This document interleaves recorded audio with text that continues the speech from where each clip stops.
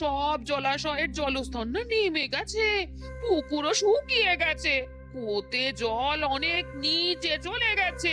কি যে হবে কে জানে। এই বছর তো বৃষ্টি হয়েছে কম, তার উপর মানুষজন জল ব্যবহারের চেয়ে নষ্ট করে বেশি। দেখি মহারাজকে বলতে হবে।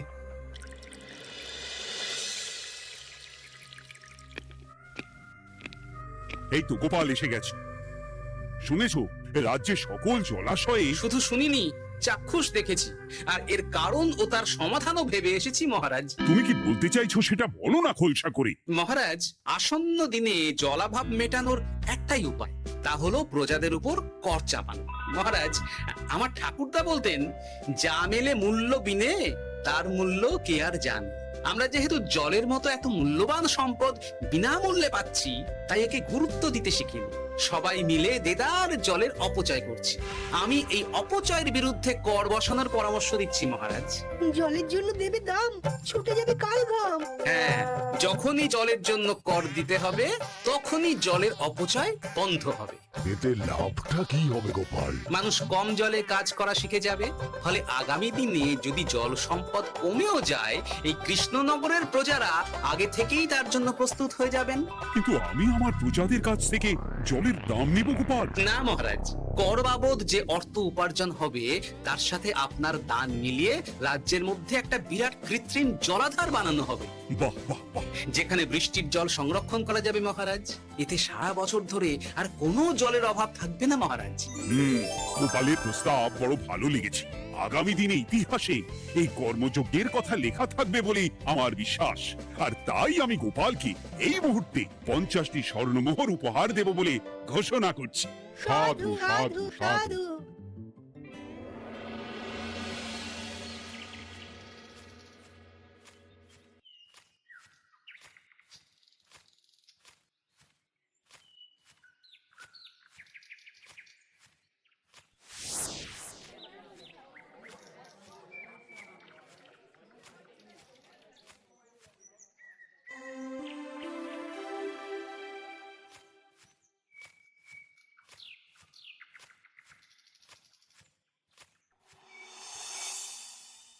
মানে আমার এই এতটুকু স্বাদ তুমি পূর্ণ করবে না? আমি কি নিজের জন্য চেয়েছি নাকি? সবই তো পাবে তোমার মেয়ে আর জামাই। হ্যাঁ, সে বুঝেছি গিন্নি, তাই বলে এতগুলো মুদ্রা আমি খরচ করতে পারবো না। পারবে না? আমি তাঁতির বাড়ি থেকে মেয়ে জামাইয়ের জন্য কয়েকটা শাড়ি আর ভালো পাঞ্জাবি কিনে একটু পাঠাবো। কিন্তু এখন আমার কাছে অত মুদ্রা নেই গিন্নি, পরে পেলে আমি ঠিক তোমার স্বাদ পূরণ করব। আবার বাজে কথা বলার জায়গা পাও না তুমি। এতক্ষণ কোথায় ছিলে গো? আমি বেলায় নদীর পাড়ে গিয়েছিলাম, তখন কমলা আমাকে বললো তোমায় নাকি দেখেছে। কি দেখেছি?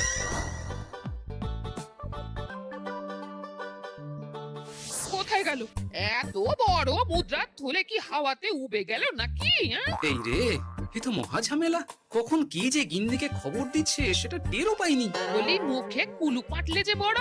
বলি রাজা মশাইয়ের কাছ থেকে যে এত রোজগার করো, সেই মুদ্রা যায় কোথায়? আহ, কানের মাথা খেও না তো। আমি কি তোমার কোনো কিছুর অভাব রেখেছি? বলো একবার। খাওয়া পড়া কোনো কিছুর তো কোনো খামতি নেই তোমার।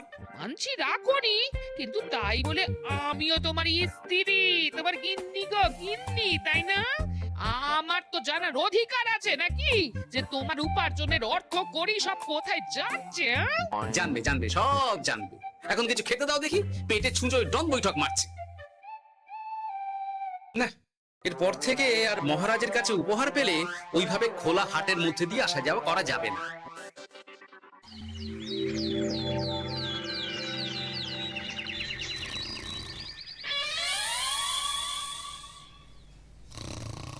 তোমার আর কোনো চিন্তা নেই গোপাল। আমি তোমার মাসোহারা তো বাড়িয়ে দিলাম, সঙ্গে প্রত্যেকদিন তুমি 10 মোহর করে পারিতোষিক পাবে। এই নাও। এই ভোরবেলায় একটা জব্বর স্বপ্ন দেখা গেল বটে। এই স্বপ্ন খুলে গেলে আর কোনো চিন্তা নেই। গিন্নি, ও গিন্নি, বলি গেলে কোথায়? গিন্নি, সারা নেই। ও গিন্নি, রাগ করলে নাকি গো? আরে এসো এসো, এমন একটা স্বপ্ন দেখেছি না যে তোমার আর কোনো চিন্তা থাকবে না গিন্নি। মোহর আর মুদ্রা একেবারে ঝরে পড়বে গো।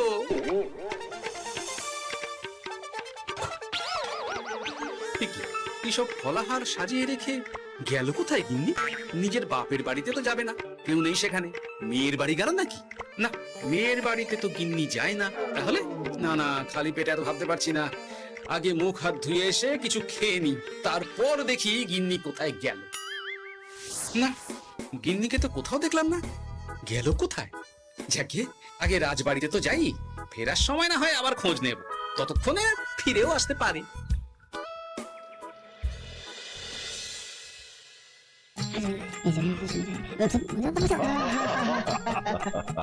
বাহ বাহ বাহ, একেই বোধহয় বলে সঙ্গগুণ। অনেকদিন এত হাসি নিয়ে। যা বলেছেন মহারাজ। হাসির চোটে পেটে ধরছে খিল। কর্তার গিন্নিতে দেখছি রয়েছে অনেক মেল। কি গিন্নি, তুমি এখানে কি করছো? একই গোপাল, তুমি রাজসভায় এলে যে বড়। তুমি নাকি রাজসভার কাজ থেকে অবসর নিতে চেয়েছো? হ্যাঁ, এই কথা কে বললো মহারাজ? এই তো উনি বললেন। বলি আমি আবার কি করব? তুমি আমায় একটা কাজ দিলে আর সেটা আমি করব না বলো? আমি তোমায় কাজ দিলাম? কি কাজ? বাবা গোপাল, তুমি কি আকাশ থেকে পড়লে নাকি? তুমি তো তোমার গিন্নিকে বলে পাঠিয়েছো যে তুমি আর রাজসভার কাজে যোগ দিতে চাও না। তোমার নাকি আর কাজে মতি নেই, তুমি বিশ্রাম চাও। এই রে, গিন্নি দেখি ভয়ঙ্কর চাল দিয়েছে। আমার নামে রাজসভায় এসে এইসব বলেছে। তাই কথা ঠিকই গোপাল, যে তোমার অবসর গ্রহণের কথা শুনে আমি বিশেষ মনমরা হয়ে পড়েছিলাম। কিন্তু তোমার গিন্নি যেভাবে রাজসভায় হাসি মজা হুল্লোড় পরিবেশন করছে, তাতে আমার মনে হচ্ছে এ সাপে বড় হয়েছে। এই বেলা যদি গোপালকে কায়দা করে রাজসভা থেকে তাড়ানো যায়, তাহলে আমার পথ থেকে বিরাট বড় একটা কাঁটা উপড়ে ফেলা যাবে। গোপাল গিন্নি সবার মধ্যে বিলিয়েছেন হাসি, তার জন্য রাজামশাই হয়েছেন ভারী খুশি।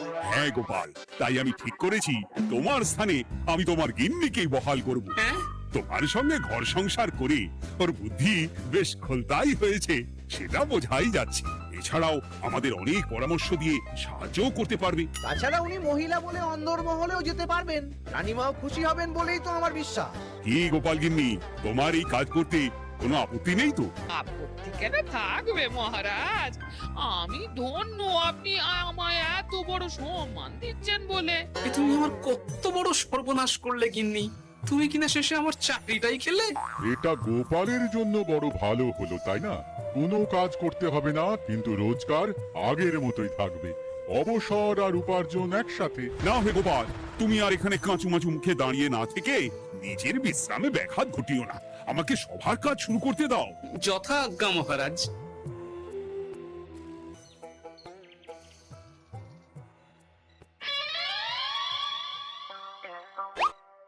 মানে মহারাজ সমস্যার সমাধান করতে দিয়েছেন তোমাকে, আর তার উত্তর দেব আমি?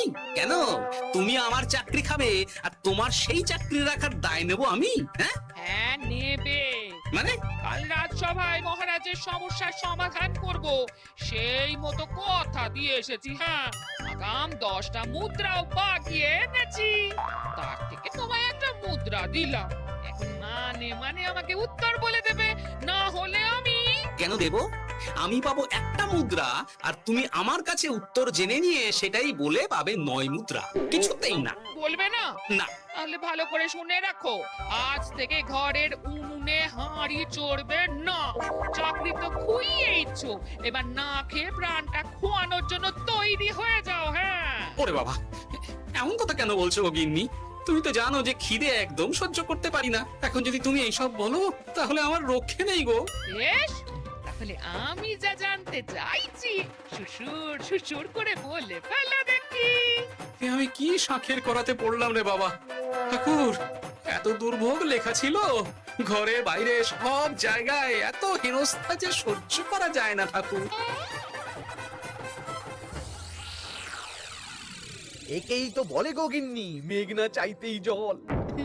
এতদিন কতভাবে চেষ্টা করেছি গোপালকে রাজসভা থেকে তাড়াবার, আর গোপাল নিজেই কিনা রাজসভা থেকে পালিয়ে গেল। সব বলছো? তোমার শরীর ঠিক আছে তো? শরীর মন সব ঠিক আছে, তবে গোপালের বদলে কাকে বহাল করা হয়েছে শুনলে তোমার মাথা ঘুরে যাবে। কাকে? গোপাল গিন্নিকে।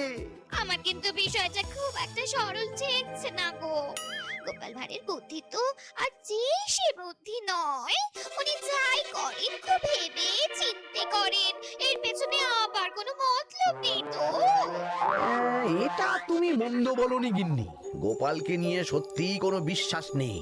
ও কখন কি ঘোট পাকাচ্ছে বলা যায় না। আমাকেও সাবধানে থাকতে হবে। দেখতে হবে যে গোপাল আসলে কি চাল চালতে চাইছে।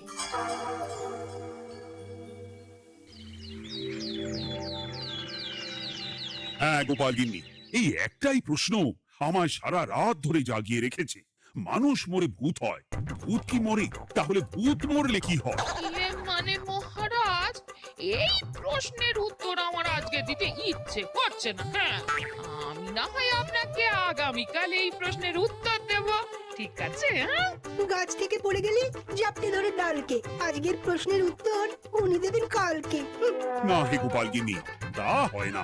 এই প্রশ্ন আমাকে সারা রাত বিচলিত করেছে। আবার যদি আজকেও এই প্রশ্নের উত্তর না পাই, তাহলে তো আবার একটা নিদ্রাহীন রাত আমাকে কাটাতে হবে। মানে আমি বলছিলাম কি মহারাজ, গোপাল গিন্নি তো সদ্য এই কাজে বহাল হয়েছে, তাই তাকে তো একটু সময় দেওয়া দরকার নাকি? কিন্তু প্রশ্নের উত্তর না পেলে যদি মহারাজের শরীর খারাপ হয়, তার দায় কে নেবে মন্ত্রী মশাই? এই রে, এখন আমি কি করব? এ তো মহা বিপদে পড়লাম দেখছি। হ্যাঁ, আচ্ছা মহারাজ, ঠিক আছে ঠিক আছে, আমি এই প্রশ্নের উত্তর দেব, কিন্তু আমার না একটু সমস্যা আছে। খোলা হাওয়াতে গিয়ে না দাঁড়ালে আমার ঠিক মাথা খোলে না, তাই বলছিলাম। তাই না হয় যাও, হাওয়া খেয়ে এসে মাথাটা খোলতাই করে নাও। কিন্তু এই প্রশ্নের উত্তর আমাকে আজকেই দিতে হবে। হ্যাঁ, উফ, এই যে কি সমস্যা! সারাদিন ঘরে বসে থেকে থেকে তো আমার সারা গায়ে বাদ ধরে গেল। সেই সকালবেলা আমাকে ফলাহার করিয়ে দিয়ে গিন্নি তো চলে গেছে রাজবাড়িতে চাকরি করতে। এদিকে আমার যে পেটে কিচ্ছুটি নেই, তার কি হবে? মহারাজ দোকানে গিয়ে যে ভালো মন্দ খাবো তারও উপায় নেই। তাহলেই তো কারি কারি খরচা।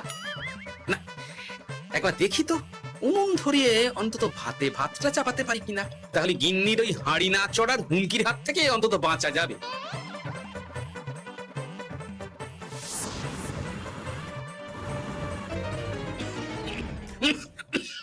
ও বাবা গো, ও বাবা, এত কেসে কেসে সোজা শেষ যাত্রা হয়ে যাবে আমার।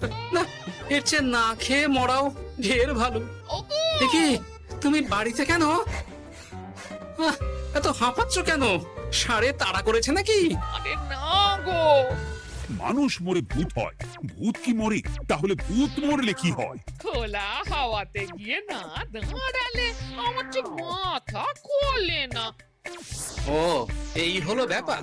বেশ, এর উত্তর তোমায় আমি বলে দিচ্ছি।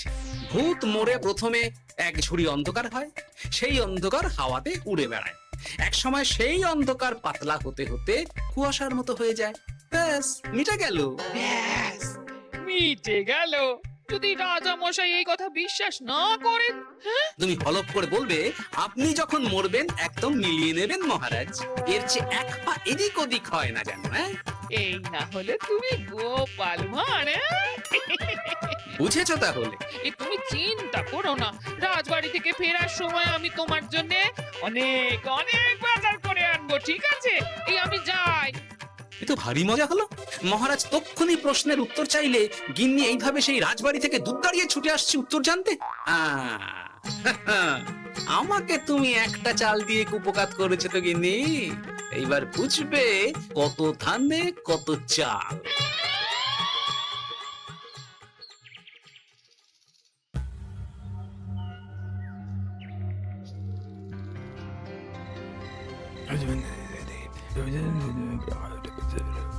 বুঝেছিস তো তোর কাজটা? খুব বুঝেছি গোপাল দাদা।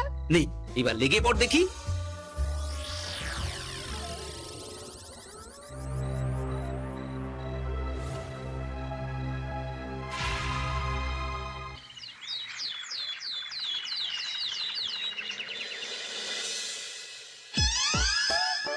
তাহলে আর বলছি কি তোমাদের, সকালবেলায় উঠে দেখি মুখের এই হাল।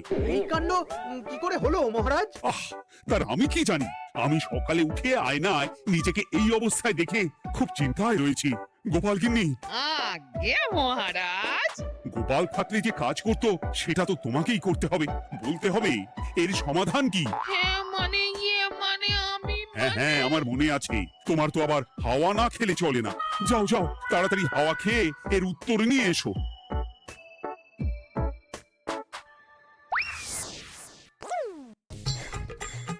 এই জন্য তুমি এত দূর ছুটে এলে গিন্নি? মহারাজকে বলবে যে তিনি যেন আজ রাতে চাদরটা মুখে ভালো করে মুড়িয়ে ঘুমান, তাহলেই মিটে যাবে, এই রং চলে যাবে, আর নতুন করে কিছু হবেও না। ও মা, বলি এত সোজা সমাধান? হ্যাঁ? তা নয় তো কি?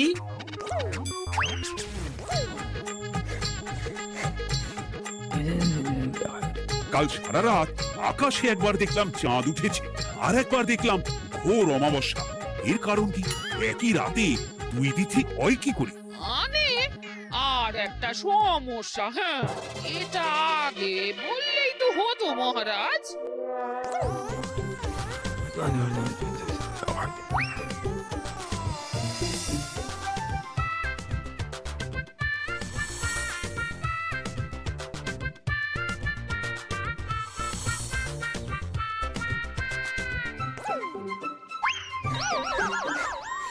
এ কি, তুমি হাওয়া খেতে গিয়ে এইভাবে খাবি খাচ্ছ কেন গোপাল গিন্নি? এর কারণ আমি জানি মহারাজ। সে কি কাণ্ড, তুমি কি করে জানলে? গোপাল গিন্নি মোটেও হাওয়া খেতে যায়নি মহারাজ, সে গেছিল নিজের বাড়িতে গোপালের কাছে আপনার বলা প্রশ্নের উত্তর জেনে আসতে।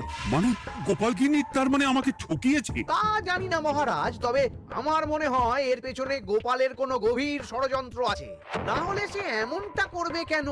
আর এক রাতেই আপনার সাথে এতগুলো অদ্ভুত ঘটনা পর পর ঘটবে কেন? বটে, এক্ষুনি গোপালকে ডেকে আনো।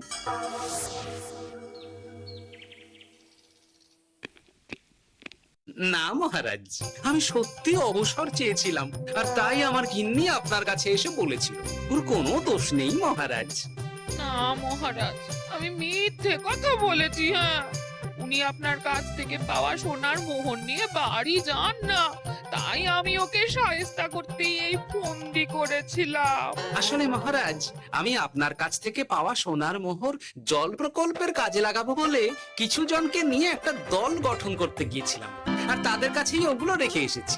এটা যদি আমার দোষ হয় তাহলে আমি ক্ষমা প্রার্থী মহারাজ। সাধু গোপাল, সাধু তোমার উত্তর। এই কাণ্ড!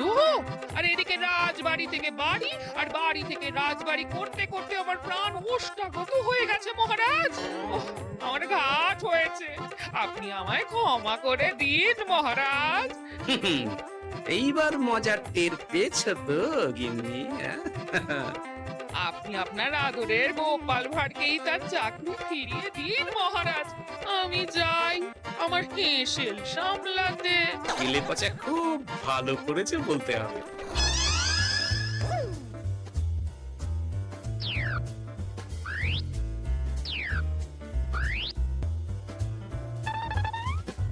তবে মহারাজ, অমাবস্যা পূর্ণিমা সব আমার বুদ্ধিতেই কেলেপাচা করেছিল। আপনার ওই মুখের রং, ওটি একটি বিশেষ রং যার আয়ু একদিন, তাই ওটা এমনিই মিলিয়ে গেছে। হ্যাঁ, সেই বরং ভালো। তুমি তোমার গিন্নিকে নিস্তার দাও গোপাল, তাছাড়া আমিও আমার গোপালকে ছেড়ে আর থাকতে পারছি না। যথা আজ্ঞা মহারাজ। আমারও যে আর এই অবসর ভালো লাগছে না মহারাজ। গোপাল ছাড়া রাজসভা যে লাগে ফাঁকা ফাঁকা, তাই তো আবার চাকরিতে তাকে বহাল রাখা।